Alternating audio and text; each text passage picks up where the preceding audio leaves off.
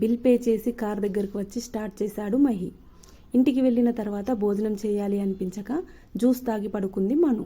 తన లైఫ్ ఎటుపోతుందో అర్థం కాలేదు. పగలు పడుకుందేమో, రాత్రి నిద్ర పట్టక ఈ ఆలోచనలతో పిచ్చెక్కిపోతుందేమో అనిపించింది. నో, ఇలా ఒంటరిగా ఇంట్లో ఉంటే నేను త్వరలో మెంటల్ హాస్పిటల్కి వెళ్ళడం ఖాయం. రేపటి నుండి నేను నా వర్క్ స్టార్ట్ చేస్తాను. రెస్టారెంట్కి వెళ్ళి ఆ పనుల్లో పడితేనన్నా ఈ ఆలోచనలకు దూరంగా ఉండొచ్చు. కానీ మహి ఒప్పుకుంటాడా? అంతకు ముందు ఫనీ అయితే పెళ్ళైన తర్వాత కూడా తను రెస్టారెంట్ చూసుకోవడానికి పర్మిషన్ ఇచ్చాడు. ఇప్పుడు ఫనీ పర్మిషన్ కాదు, మహిని అడగాలి. తను పర్మిషన్ ఇవ్వాలి. అప్పుడే కదా నేను రెస్టారెంట్కి వెళ్ళగలను అనుకుంది మను మనసులో. ఉదయం లేచి ఫ్రెష్ అయి బయటకు వెళ్ళబోతూ ఉండగానే అప్పటికే మహి రెడీ అయిపోయి ఆఫీస్కి వెళ్ళిపోతున్నాడు. ఓ గాడ్, నేను లేట్ అయ్యానుగా, టిఫిన్ చేయకుండానే వెళ్ళిపోతున్నారు అని అనుకుంటూ ఐఎమ్ సారీ, మెలకువ రాలేదు. రేపటి నుండి ఇలాంటి పొరపాటు జరగకుండా చూసుకుంటాను అని అంది మను. నువ్వెప్పుడు లేచినా నాకేం ప్రాబ్లం లేదు. దీనికి సారీ చెప్పాల్సిన అవసరం లేదు. నీ లైఫ్ నీ ఇష్టం అని అన్నాడు మహి. ఆ మాటలు ఎలా ఉన్నాయంటే, నీ లైఫ్లో నేను ఇంటర్ఫియర్ కాను, నా లైఫ్లో నువ్వు ఎంటర్ అవ్వద్దు అని హిడెన్ వార్నింగ్ ఇస్తున్నట్లుగా మనుకు అనిపించింది. నేను మీతో కొంచెం మాట్లాడాలి అని అంది మను. నాకు ఆఫీస్కి టైం అవుతుంది, త్వరగా చెప్పు అన్నాడు మహి కూర్చోకుండానే. నేను నా వర్క్ని స్టార్ట్ చేద్దాం అనుకుంటున్నాను అని అంది మను. వర్క్? వాట్ వర్క్ అని అడిగాడు మహి క్వశ్చన్ మార్క్ ఫేస్తో.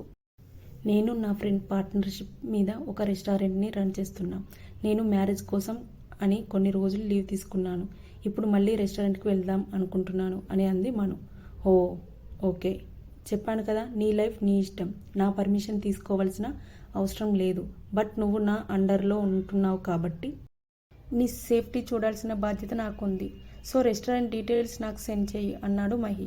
ఓకే అండి, థ్యాంక్ యూ అని అంది మను. నో నీడ్ అని చెప్పి డోర్ వైపు వెళ్ళాడు మహి. మీ ఫోన్ నంబర్, మీ ఈమెయిల్ నాకు తెలియవు, డీటెయిల్స్ ఎక్కడికి పంపించాలి అని అడిగింది మను. లైఫ్లో ఇంత హోప్లెస్ కండిషన్ వస్తుందని తను కల్లో కూడా ఎక్స్పెక్ట్ చేయలేదు. తను పెళ్లి చేసుకున్న అమ్మాయికి తన ఫోన్ నంబర్ కూడా తెలియదు. నాకు తన నంబర్ తెలియదు. ఇంతకన్నా దరిద్రం ఉండదేమో.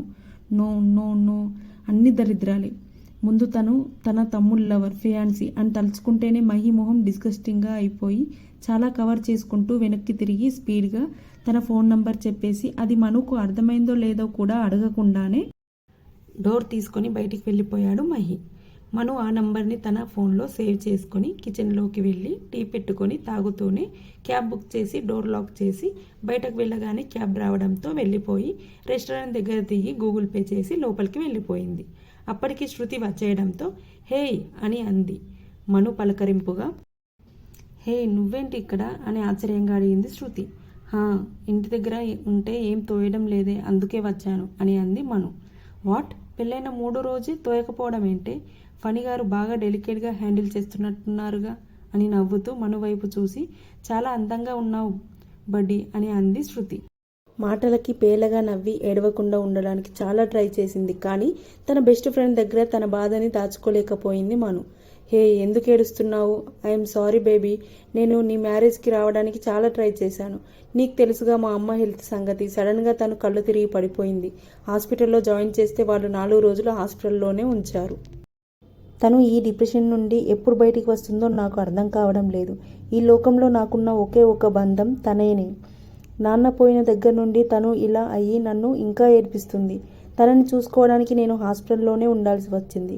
లేదంటే నేను నీ పెళ్ళికి రాకుండా ఉంటానా చెప్పు అని అంది శృతి మనుని హగ్ చేసుకొని ఓదారుస్తూ. మను కళ్ళు తుడుచుకొని ఆంటీకి ఇప్పుడు ఎలా ఉంది అని అడిగింది. నిన్ననే డిశ్చార్జ్ చేశారే, అందుకే ఈరోజు రెస్టారెంట్కి వచ్చాను అని చెప్పి. నువ్వేంటే హనీమూన్ ప్రోగ్రామ్ మానేసి ఇక్కడికి వచ్చావు అని అడిగింది శృతి. శృతి, నా పెళ్ళి ఫనీతో కాలేదే అని అంది మను ఏడుస్తూ. వాట్ అని పెద్దగా అరిచింది శృతి. ఆ అరుపుకి అక్కడ వర్క్ చేసే వాళ్ళంతా వీళ్ళ వైపే చూడడంతో అది గమనించిన శృతి మను చేయి పట్టుకొని కాస్త దూరంగా తీసుకువెళ్ళి ఏం మాట్లాడుతున్నావే అని అడిగింది షాక్గా చూస్తూ. అవునే, నా పెళ్ళి ఫనీతో కాలేదు అని అంది మను. ఫనీతో కాకపోతే మరెవరితో అయ్యింది అని అడిగింది శృతి. ఫనీ వాళ్ళ అన్నయ్య మహీధర్తో అని చెప్పింది మను. ముందు న్యూసే షాకింగ్గా ఉంటే ఈ మాట వినగానే శృతికి మైండ్ బ్లాంక్ అయిపోయింది. ఏం మాట్లాడుతున్నావే అని అడిగింది మను వైపు ఆశ్చర్యంగా చూస్తూ. దానితో మను జరిగిందంతా చెప్పి పెద్దగా ఏడుస్తుంటే శృతి కూడా కళ్ళ వెంట నీళ్లు పెట్టుకుంటూ ఊరుకోవే, చెప్పా పెట్టకుండా మండపం నుండి వెళ్ళిపోయిన వాడి కోసం ఏడవడం దండగా. నీ ఫీలింగ్స్ హర్ట్ అయ్యాయని, నీ హార్ట్ బ్రేక్ అయిందని నాకు తెలుసు. But move on baby. మంచుకో చెడుకో లైఫ్ నీ నుండి ఒకటి లాగేసుకుంటే వెంటనే ఇంకోటి ఇచ్చింది.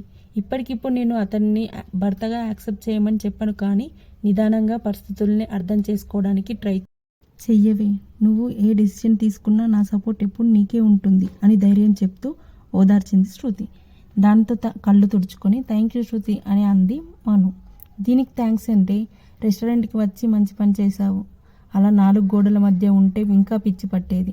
పద లంచ్కి ఏం ప్రిపేర్ చేయాలో చూద్దాం అని అంటూ లోపలకు తీసుకువెళ్ళింది శృతి. మహి ఆఫీస్లో బిజీగా ఉన్నాడు. ఒకతను డోర్ కొట్టి మే ఐ కమిన్ సార్ అని పర్మిషన్ అడిగాడు. మహి డోర్ వైపు చూసి కమిన్ అని అన్నాడు. అతను లోపలికి వస్తూ చేతిలో ఉన్న ఎన్వలప్ కవర్ని మహీకి ఇచ్చాడు. మహి ఆ కవర్ తీసుకుని థ్యాంక్ యూ, మీ మనీ మీ అకౌంట్లో ఆఫ్టర్నూన్ లోపు వస్తుంది అని చెప్పాడు. థ్యాంక్ యూ సార్ అని చెప్పి అతను వెళ్ళిపోయాడు. అతను వెళ్ళగానే మహి కవర్ ఓపెన్ చేసి అందులో ఉన్న పిక్స్ చూశాడు. అందంగా నవ్వుతున్న అవనికను చూడగానే మహి మొహం మీదకు ఆటోమేటిక్గా స్మైల్ వచ్చేసింది. వావ్ అనుకుంటూ ఉండగానే ఇంకో ఫోటో చూసి మహి మొహం కోపంతో ఎర్రబడిపోయింది. అవనిక చుట్టూ చెయ్యి వేసి చాలా క్లోజ్గా నిలబడి ఉన్న అతన్ని చూస్తే చాలా చిరాగ్గా అనిపించింది. వీడెవడు, అలా ఎలా అవికి అంత క్లోజ్గా ఉంటాడు అని కోపంగా అనుకుంటూ వెంటనే ఫోటోలు పక్కన పెట్టి అవనిక డీటెయిల్స్ చూశాడు. వావ్, ఇప్పుడు నేను తీసుకున్న ఫ్లాట్కి అరగంట డిస్టెన్స్లోనే ఉందా అనుకొని కళ్ళు మూసుకొని, నువ్వు నీ యాక్టింగ్ పిచ్చితో యూఎస్ నుండి ఇక్కడికి వచ్చావు. మా తమ్ముడు పెళ్ళి చూసుకొని నీ దగ్గరకు వద్దాం అనుకునే లోపే నా లైఫ్ ఎలా అయిపోయిందో చూడు. ఇప్పుడు నేనేం చేయను? నిన్ను ప్రేమిస్తూ వేరే అమ్మాయిని ఎలా దగ్గరకు రానివ్వగలను? నా వల్ల కాదు. అలా అని తనని వదిలిపెట్టలేను. మా డాడీకి మనుకి డివోర్స్ ఇవ్వనని ప్రామిస్ చేశాను. ఇప్పుడు నేనేం చేయాలి? ఫనీ, ఇదంతా నీ వల్లే అని తల పట్టుకొని తమ్ముణ్ణి తిట్టుకున్నాడు మహి. సాయంత్రం అవుతూ ఉండగా ఆఫీస్ నుంచి బయటకు వచ్చి వద్దు వద్దు అనుకుంటూనే మనసు ఆగక అవనిక ఫ్లాట్ దగ్గరికి వెళ్ళాడు మహి. ఫ్లాట్ నంబర్ చూసుకుని డోర్ బెల్ కొట్టాడు. మహి, నువ్వేం చేస్తున్నావో నీకు అర్థమవుతుందా? నీకు పెళ్ళయింది. నీ భార్య నీ కోసం ఎదురు చూస్తూ ఉంటే నువ్వు ఇక్కడే చేస్తున్నావు. ఇప్పటికైనా ఆలస్యం కాలేదు, తిరిగి ఇంటికి వెళ్ళు అని అంతరాత్మ హెచ్చరించడం మొదలుపెట్టింది. ఒక నిమిషం ఆలోచించి అంతరాత్మ మాట విని వెళ్ళిపోవడానికి వెనక్కి తిరిగి ఒక అడుగు వేశాడు మహి. అలా ఒక అడుగు వేశాడో లేదో టక్కున డోర్ తెరుచుకోవడంతో మహి అడుగు ఆగిపోయి వెనక్కి తిరిగి చూశాడు. మరి మహి అవనికను కలవడం తప్ప రైటా? కామెంట్ చేయండి. నెక్స్ట్ ఏం జరుగుతుందో నెక్స్ట్ ఎపిసోడ్లో చూసుకుందాం.